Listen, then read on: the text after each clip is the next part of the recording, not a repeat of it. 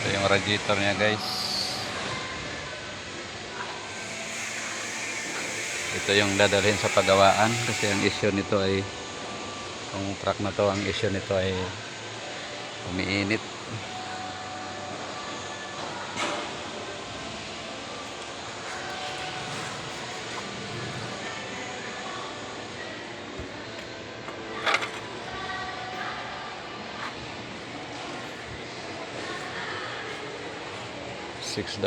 F1 yung makina nito guys.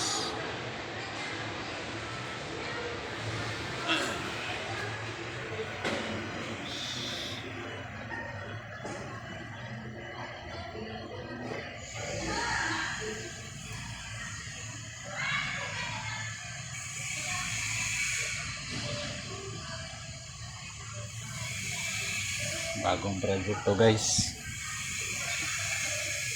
Pasalamat din ako na may bagong project tayo.